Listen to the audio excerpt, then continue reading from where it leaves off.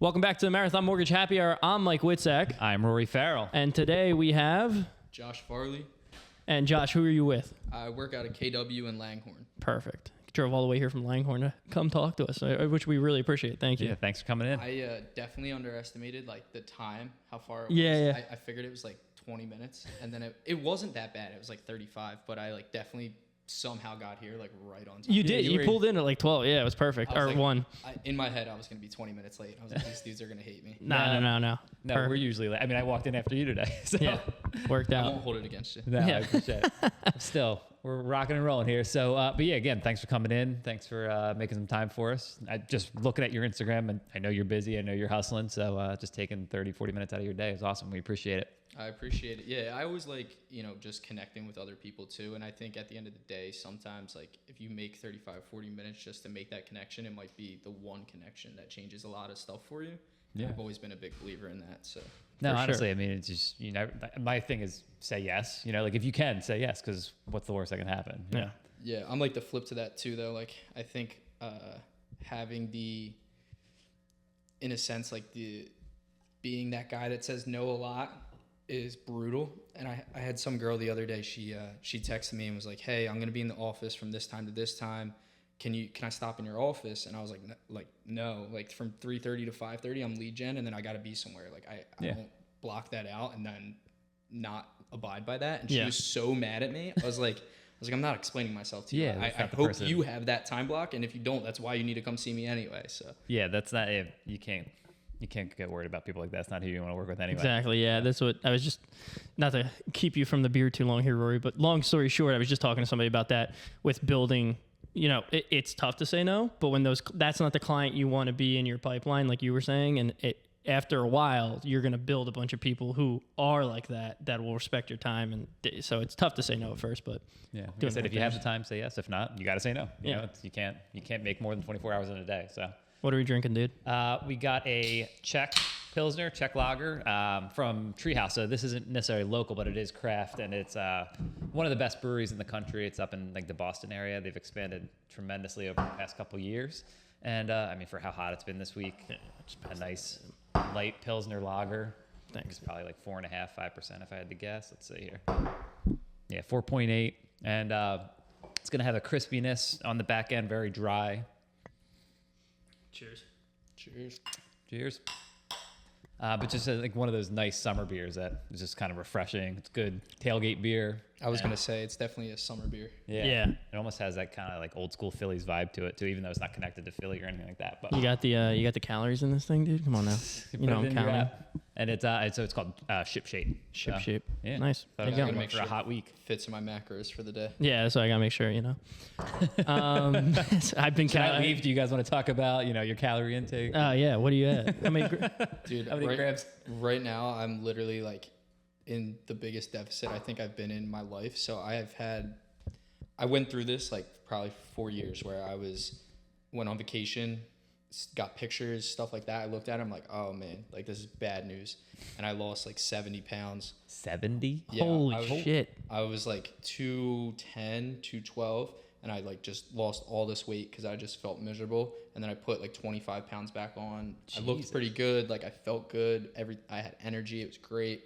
And then you kind of go back into that mode where I always say, like, if you're going to be all in the gym, your business starts to suffer because it's like so much effort to cook every day, to track your macros, make sure you're getting protein in, go to the gym, run at night, all that stuff. So your business dives and then you get fat again. And then you got to do it all over. And this is the only time I think I've ever been consistently back in the gym. Business is doing well, still getting home early. Like it's been a perfect blend. I have a kid coming in September. Congrats, man. Yeah, Appreciate congratulations. that. So over the last Quick. yeah, it's popping up. So over the last probably 3.5 months, I've basically like changed my entire life of how I ran my business.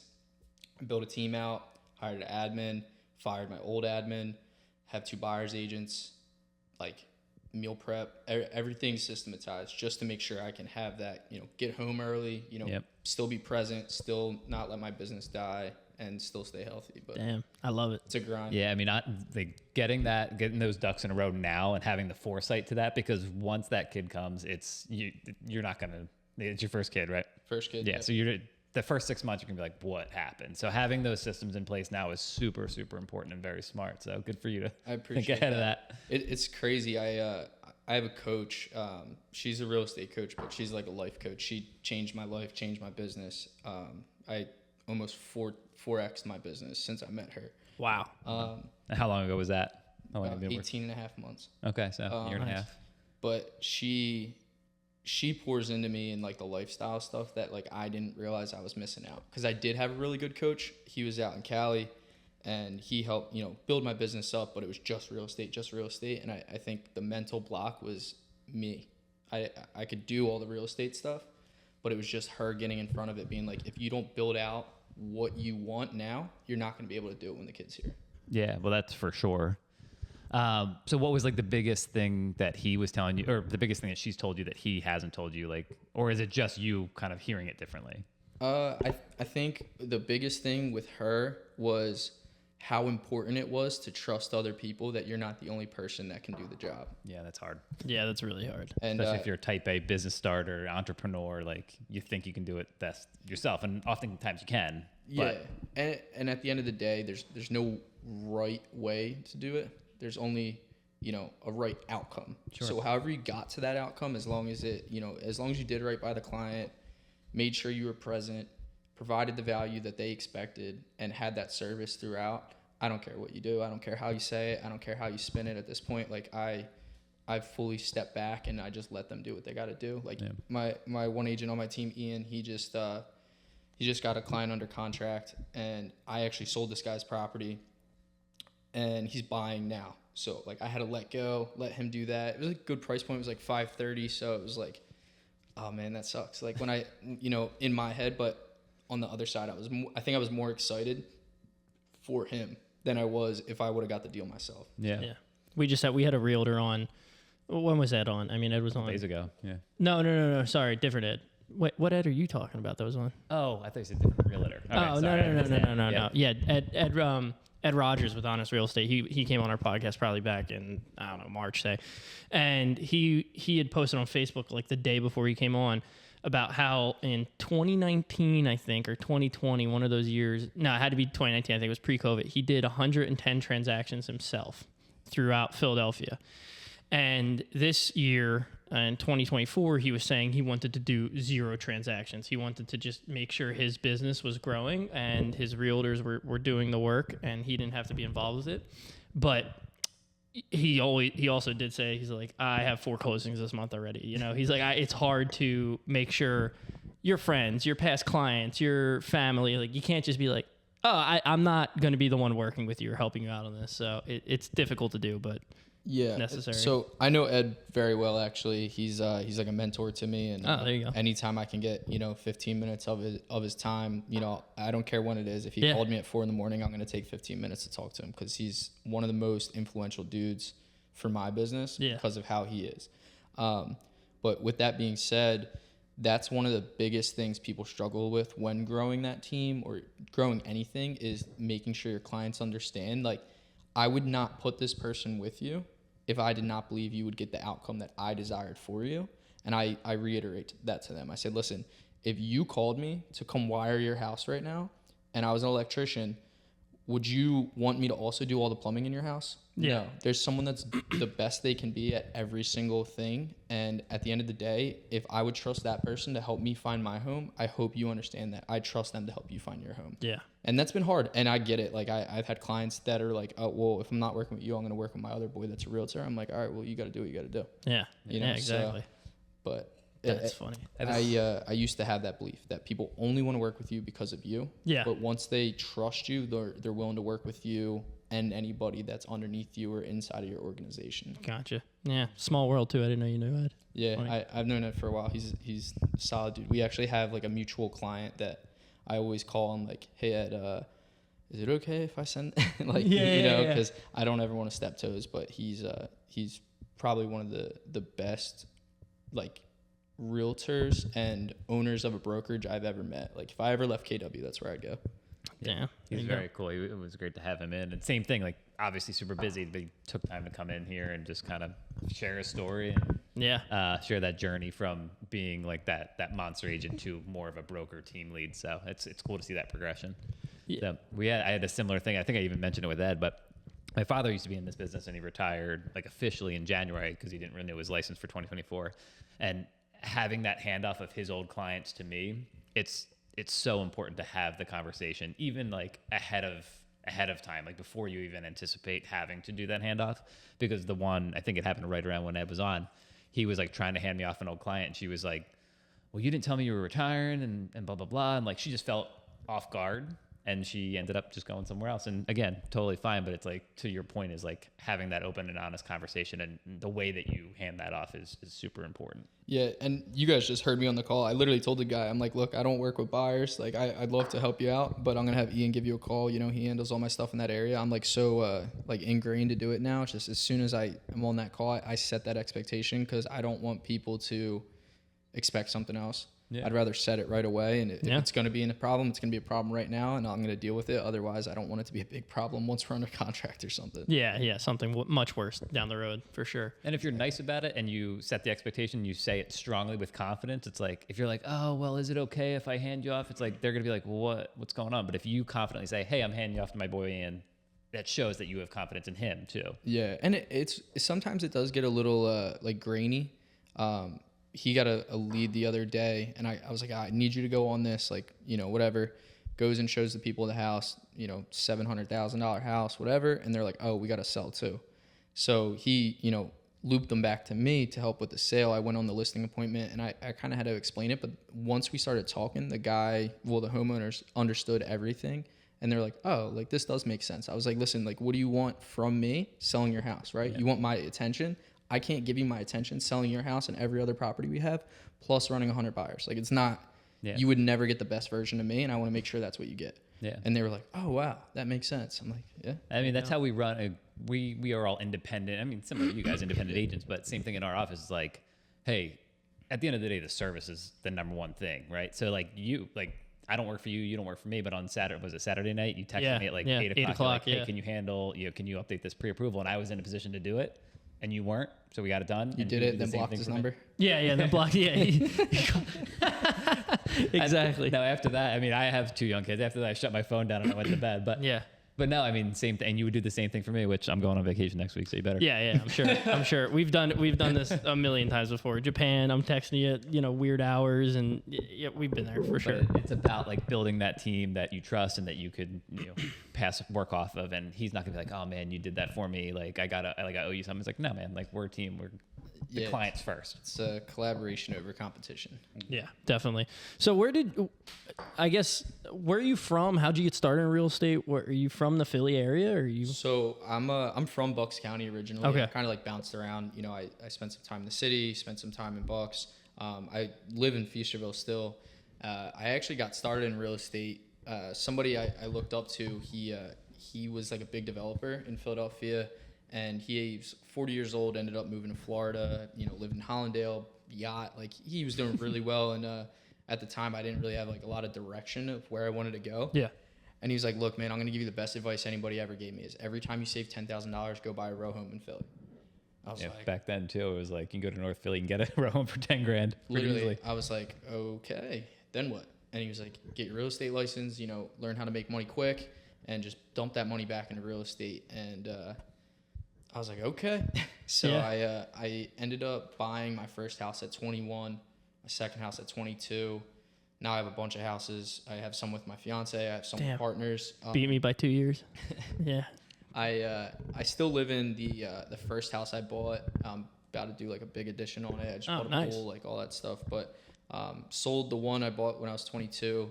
And, so I kind of played in that space for a little while. But I got my real estate license at I think I might have just turned 22 when I got my real estate license. Gotcha. But I was wholesaling for like the year before that. And the agent that sold me my house got tired of running comps for me because I was like, just give me your MLS login. She's like, I can't do that. I was like, okay, well.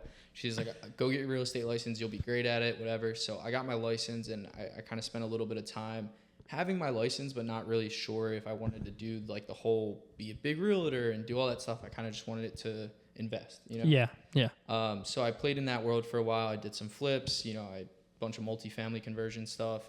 And like 2 years ago, I was like, I really was kind of in a hole. I had a bunch of projects go south, and I was like, I really got to make a bunch of money. And one of my buddies says to me, he goes, I'm jealous of you because you have a license to print money, but you're too stupid to realize it. And I don't know why, but when he said it, it like clicked in my head. He's like, I work in corporate. I have a great salary, but if I need to make more money next week, I don't get overtime. I can't just hustle, whatever. And I spent like, you know, all my time just diving into real estate. I'm literally, my last rehab project is getting wrapped up right now. I'm like 2 weeks out, and it'll be the first time in 5 years I haven't had like active projects going on. I'm probably not going to know what to do with myself, but I'll tell you what you're going to do in about 3 months. Yeah. And I, you know, I just spent all my time, you know, growing my real estate business, and it just like exponentially grew so fast. Yeah. It was to the point that the office I'm at now hired me as one of their coaches. So like I coach like 100 something agents. And, and how old are you? 27. Damn. Yeah. And, I'm, you know, one of the top agents in my office right now. And, you know, it's kind of just kept growing and growing and growing. Yeah. But I realized like I was trying to do this, and this. I had like Airbnbs and all this stuff. I got rid of everything. All my rentals are with a property manager. I don't see them. I don't know what they look like. I have a house that's almost done. I haven't been in it in 4 months. Like I just got done with everything, and it's all I do every day. And I realized I can make way more money selling real estate and spending all my time selling real estate than I could flipping houses without the risk of the, you know, notes and mortgages and all that stuff. So it's just been like a journey, but I think all that stuff I did is why I have the competitive advantage when I'm working with clients, because my investors trust me. Like if I call my client, I'm like, hey, I have this property here, rehab's 80K. Do you want it? This is your out sale. He's like, yeah, it's cool. And like, they don't even want to see it, you know? So that's been like a big key part, is like, just, I built that trust with everybody because they know I did it and I did it well. Yeah. Yeah, for sure. That makes a lot of sense. And then, so you've been doing this and you've just decided like this is going to be your main focus. I guess also too, I want to circle back. Where'd you meet Ed along this whole journey? Did you know him growing up, or was this just a bump in real estate and you ended up becoming friends, or? Honestly, I don't remember how me and Ed met. I think we met through that client I was telling you about. The mutual client you guys had? Yeah. Okay. Matt.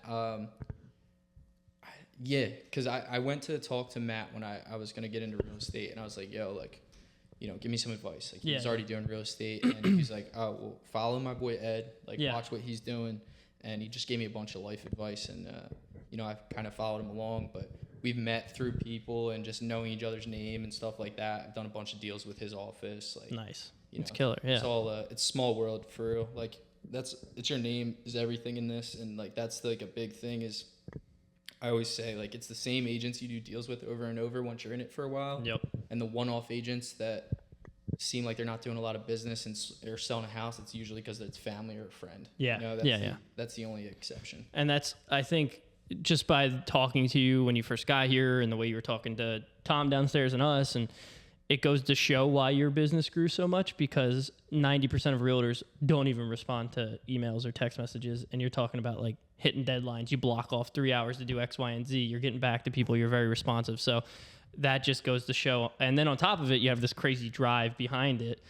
That's why your business grew so much, and other realtors just don't, you know, like you have that hustle, you have that mindset, and plus you're responsive and you make phone calls and do all that. Yeah, it definitely is like a hard thing. I've been struggling with it, is managing all of the calls and the texts and the emails and everything like that. Like, I'm super blessed. My admin, Emily, she's a buyer's agent on our team too, but like, she's a godsend. Like she just started working for us recently, and I didn't realize how bad I had it until I realized how good she is, you know? So she's been like huge for that, because like once I go under contract, I don't want to talk to that other agent until I'm a day before closing and just being like, are you coming to the closing? Can you bring my lockbox? Yeah. You know, so like she handles all that, and that allows us to, you know, focus on the thing that matters, and that's getting more leads, getting more contracts. Yeah. But like any given day, like if I look at my phone right now, I probably have, I don't know, 200 or 300 unread texts. Oh, that gives me like, so much anxiety. I look like I'll look as they come in, and if it's like important and I have to get to it right now, I answer it. But if not, like I back burner it and I look at it later in the day. I try and treat text like an email, right? I hate the concept that you need to be readily available on a text. If it's important, you're gonna call me. Yeah. And if you text me, I don't think it's important. You know, so if it is that urgent, you will pick up the phone and call me. Otherwise, like I think texts need to be like a boundary thing. It's like an email. It's just easier to answer. Yeah. Yeah. Very true. Very true. And it's a little bit on less professional than an email is, you know, so people think they could just like shoot it over like you're talking to somebody. It's a good point. Yeah. Like, do you D&D your phone? No, I don't, but I have a lot of friends that do. And Like, from 9:30 till 7:30, my phone's on Do Not Disturb. And you got to call twice. Yeah. I like that because it also gives me time in the morning to wake up, go to the gym, and actually like enjoy being in the gym because I'm still not answering texts or emails yet. Yeah. Gym's like probably your only time away from everybody. You know what I mean? Yeah. It's you're in the gym. It's like no girlfriend, no wife, no kids, nothing, no business people. You're just there. I leave mine in the car. Yeah. I leave it in my bag. I don't even. I put it off on the side of the gym. Yeah, when I'm at physically CrossFit. D&D it. There's like very few people that go to the same gym as me that I will give 2 minutes to say what's up to. Other than that, like even if you know me, I'm like Headphones on, leave me alone. I give them the hey, and I just keep pushing because I'm like, let me be in my zone. Yeah, for sure. But I would say you're maybe not second in a row, but two within the last week agents that came in and basically said, oh, you run into the same agents in this industry if you're in it long enough, and you're doing a lot of the business with the same agents. The reason is the same agents are doing all the business, and like you said, the one-offs. But Gina Ferrugio said that a couple weeks ago. She's like, yeah, I know everyone in Bucks County and oh yeah. area. She works out of Newtown, right? Yeah. So you're right there too. You probably know her. So you're doing those transactions with the bulk of those 10 agents or 20 agents in your area, and just. Yeah, real estate's the one industry I think doesn't follow the 80-20 rule. Like I don't know if you ever heard that. Yeah. 20% of the people make 80% of the money. I think real estate's probably 5%. Yeah, I was gonna say 95, 5. Yeah, for sure. We Wednesday we actually just threw like a private happy hour. I saw that. That looked really cool. Rented out this like speakeasy and had all these agents there, and like my grandmom, she was like, well, why would you pay to have all these realtors come to your event? I was like, well, for me, right now, if I have agents on my team that want to get an offer accepted, they all text in the chat, hey, does anybody know this agent? Mm-hmm. And 9 times out of 10, like my partners, Chrissy or Tony, know them or I do. So we just get on the phone and call that agent. I'm like, hey, look, I need to get this done. Can we, what number are we at? Yep. Cool, done. But I want every agent on my team to have that ability. So if I can put them in rooms with a bunch of heavy hitters that are all, on the same wavelength and they connect and they get time to talk and it's not in business hours when people are like kind of let their guard down, it helps you exponentially grow. Yep, absolutely. I mean, the longer you're in this, the more people you know. And I mean, Tom's been in it for 20 years. He knows everybody, and we're working our way through that as well. Someone mentioned the other day, oh, you should have a happy hour with all your past guests. And I'm like, oh, that we both said it was like light bulb. Like, yeah, no kidding. Yeah, no shit. Like, what are we thinking? Yeah, so we've been working on that. This is kind of the happy hour podcast. So it's like, get like-minded, successful people in the same room in a casual environment. You're gonna and bring good food. That's it. That's it. Yeah, most agents are low-key alcoholics anyway, so like, all show up. Free beer, I'm there. Yeah, for sure. And I think the other thing too that's important with us on that side is when we're a local brokerage, we've gotten realtors that have called us and we know the listing agent and we got deals accepted that way because we know who we are, people know who we are, and we have a good name like you were saying before. And I think that goes to show like, hey, the more people you know in this business, the more business you're going to do, really, especially when you have a good name behind you. So and it just grows exponentially year over year. That many more people you know. Yeah, and that's one of the things too is like the have the lender call the agent and kind of make that good name, because like I've seen offers come across that I'm looking at and I'm like, there's no way I'm taking this with this lender on the other side of it. And I'll call the lender and be like, look, like you haven't been able to close the last 2 I've had your name on. Like this isn't going to happen. Yeah. I was like, so if you care about your client the way you say you do, like tag someone else in, because it's not going to be you, and like it's true though. But imagine getting that phone call. Oh, I'd hurt. Yeah, it would hurt. But it's the truth though. Like that's why we don't get phone calls like that, because you got to make those phone calls when people are doing, or you just don't give them the business. You don't even. Some realtors wouldn't even call them. The courtessy of. So I don't want to hold the client against. It's like the client doesn't know. They got told, oh, this guy's great. Like. Yeah, maybe. And they don't know he's not great until it falls apart for him at the settlement table. Everything sounds good on the phone at first. Yeah, for sure. But it's also funny to me that he knows Gina, he knows Ed, he knows all these people. And it's like, you know, you came across my Instagram.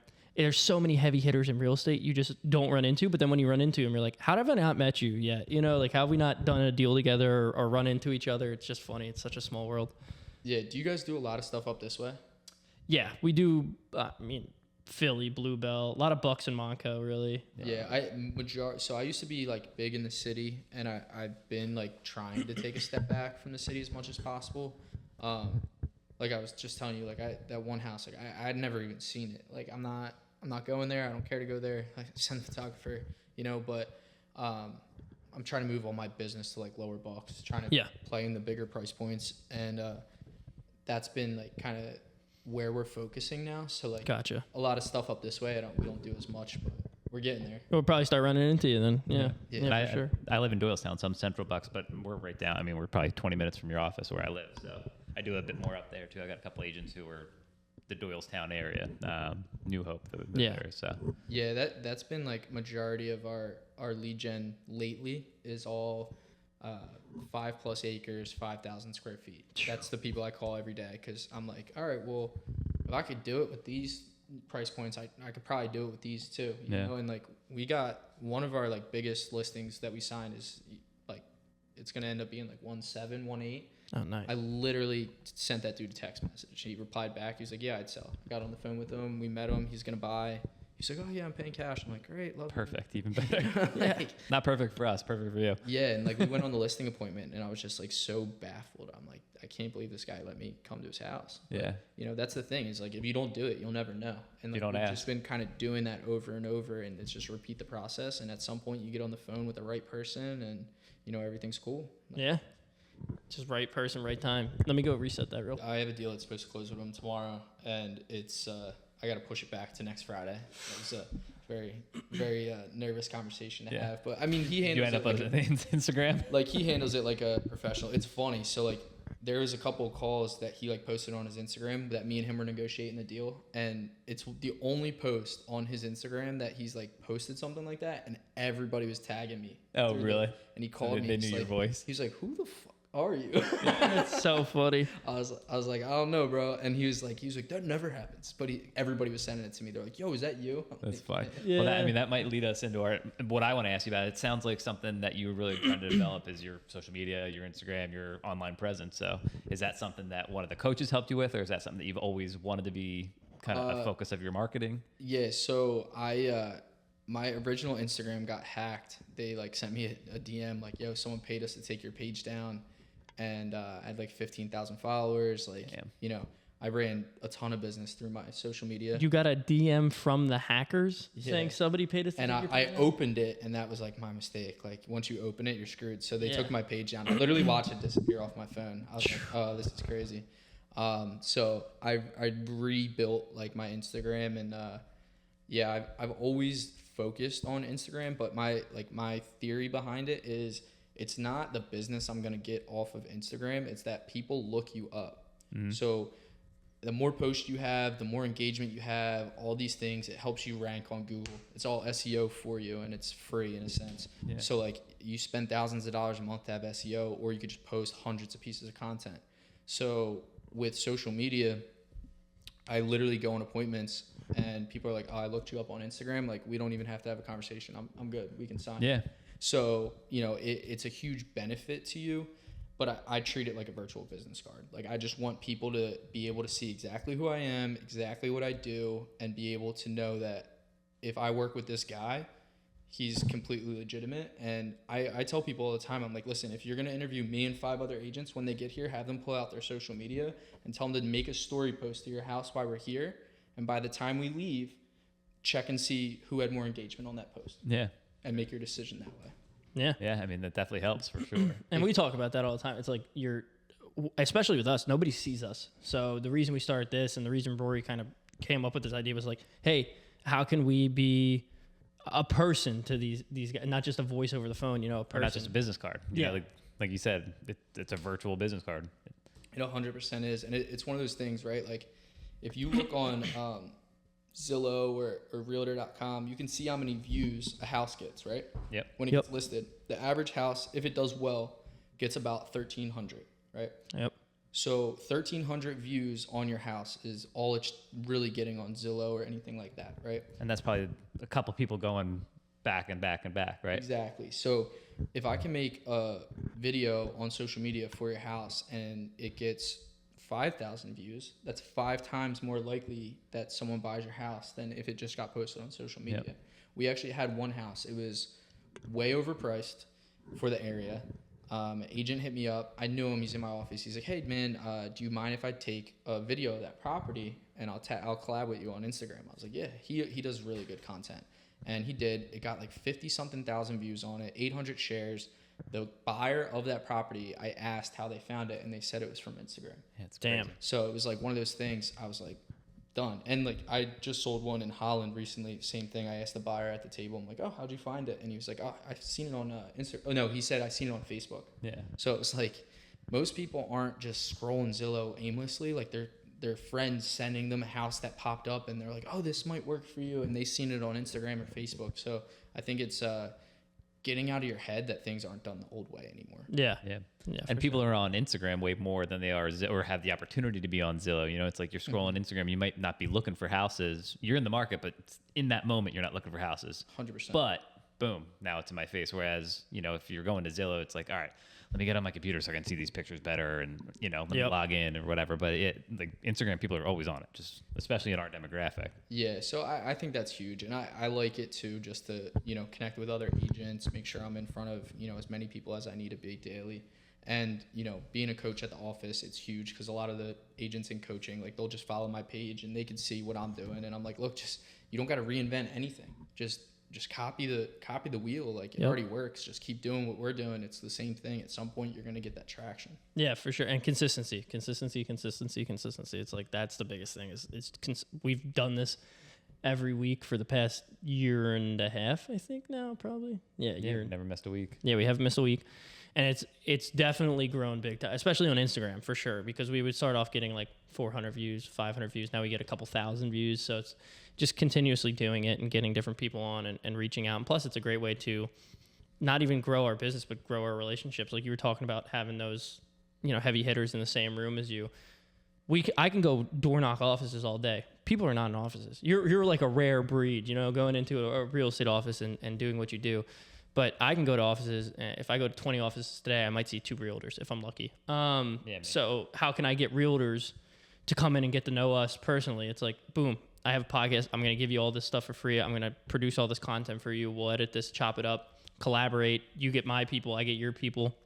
And then it's a way that you can come in and get to know who we are too. So it's like, you know, you see us on the listing side of it or on the buy side of a deal on one of your listings. You're like, oh, let me call Mike. You know, I know those guys. Yeah. So it's just, social media is such a powerful tool that people, you know, if people haven't realized it by now, it's kind of crazy to me, but there's definitely people out there that still doubt it. Yeah, it's funny too. And like, not to like kind of bad talk any agents, but it's funny. You see the older agents that are like trying to get into the social media stuff, and it's just like, like someone needs to save them. You know? It's like, that doesn't work, you know? Yeah.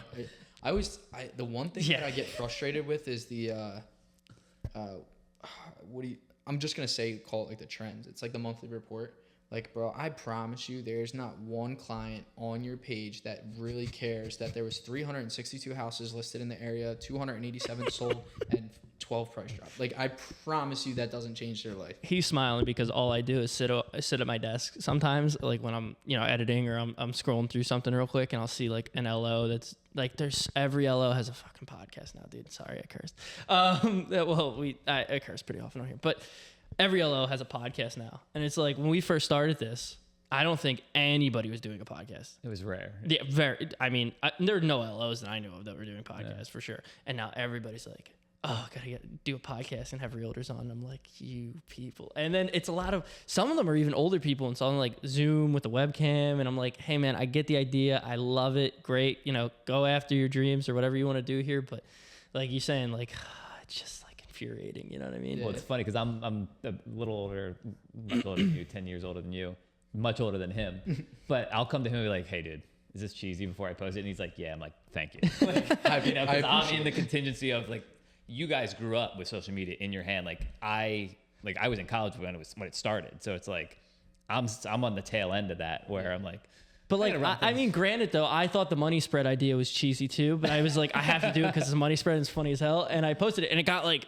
the craziest engagement I've had in forever. So I seen a couple of people share that I knew, and I was cracking up. oh yeah. See, so it's like, I thought it was like corny, but I was like, it's a money spread. It's funny. People will get the joke. So, and when I posted it, I mean, that story got like 500 plus views and I have like 1,400 followers, and it was people were reposting it, like putting it on their story.